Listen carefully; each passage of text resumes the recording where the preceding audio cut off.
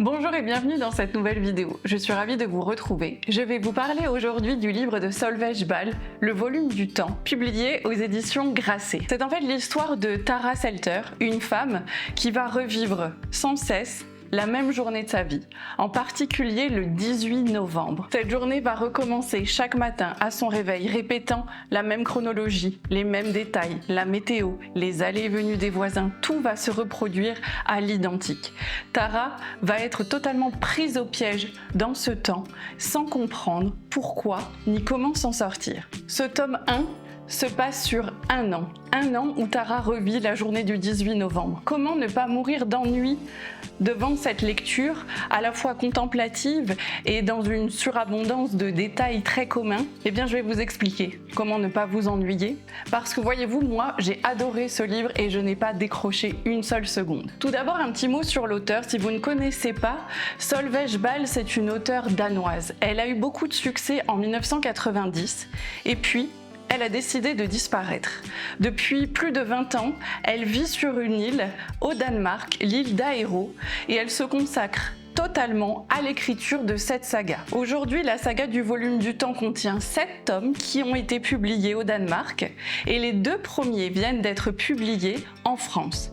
C'est une saga qui est traduite en 25 langues et qui a un succès international. Alors revenons à Tara. Tara donc est censée être en déplacement professionnel et puis quand elle se lève à l'hôtel, elle se rend compte qu'elle revit la journée de la veille. Elle va rentrer à la hâte, un peu paniquée, chez elle et elle explique tout à son compagnon Thomas. Il est tout d'abord interloqué mais il la croit.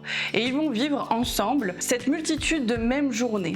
Puisque le monde entier, pour elle, selon Tara, ce monde est coincé dans cette journée du 18 novembre.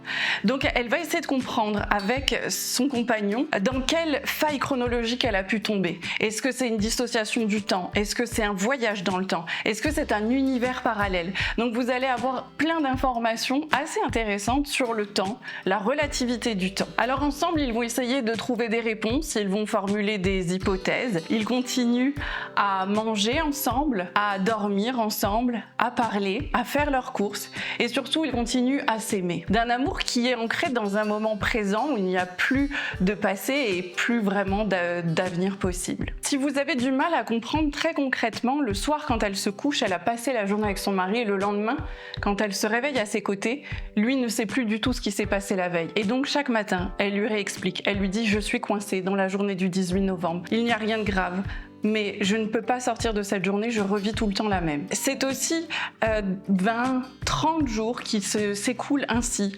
Et puis au bout d'un moment, elle sent qu'il y a une distance et qu'elle ne peut pas continuer comme ça. Elle le dit, sa journée à lui n'est pas la mienne, n'est plus la mienne. Donc elle s'isole dans un premier temps dans la chambre d'amis. Et elle l'entend. Lui, il répète la même journée comme un automate. Elle peut prévoir les moindres faits et gestes de son mari. Elle peut prévoir la météo. Elle sait tout ce qui va se passer. Et elle est à la frontière vraiment de la déraison. Elle dit qu'elle part dans un délire rationnel, un ressassement logique. On est franchement à la limite de la raison et de la folie à ce moment-là. Et c'est aussi très intéressant. Et c'est pour ça que ce livre-là, si vous le voyez sur le côté fantastique et sur le côté voyage dans le temps, vous risqueriez vraiment de vous ennuyer. Mais c'est bien plus que ça.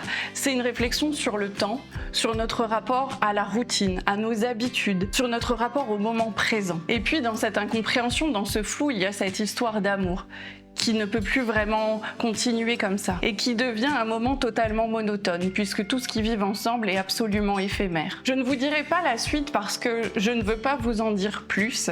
En tout cas, je n'ai absolument pas sombré dans l'ennui. J'ai adoré suivre Tara, je l'ai adoré vivre ces journées-là, voir tout ça à travers ses yeux et elle écrit tout ce qui se passe. Donc ce livre, c'est en fait un journal intime, un carnet de bord. Elle va noter chaque jour avec des bâtons pour se souvenir, pour compter les jours qui passent. Et puis, il y a autour un aspect absolument contemplatif qui est vraiment délicieux. Il y a le son du quotidien. Tout est expliquer la musicalité de notre vie avec les oiseaux, le quotidien et les bruits qu'il fait. Il y a des belles métaphores aussi liées à la danse par exemple. Il y a des tas de belles métaphores que j'ai vraiment beaucoup aimées. En fait, c'est une écriture assez épurée qui se lit très bien et qui a une esthétique qui est vraiment très très jolie. Donc je vous invite vraiment à lire ce livre, à peut-être vous ennuyer un petit peu dedans, mais vous n'allez pas mourir d'ennui, rassurez-vous. En conclusion, c'est une très belle histoire, intrigante. Je ne sais pas si elle a une résolution, je ne sais pas si à l'issue de cet tome, nous aurons une réponse concrète, et à la limite, pour l'instant, ce n'est pas le problème principal.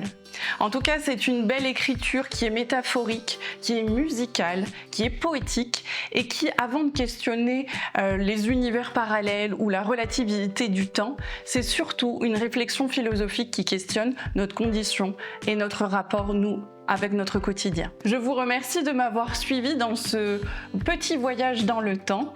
Je vous invite donc à découvrir cette auteure danoise et à parcourir ce volume du temps. N'hésitez pas à me dire dans les commentaires si ces thématiques-là vous intéressent.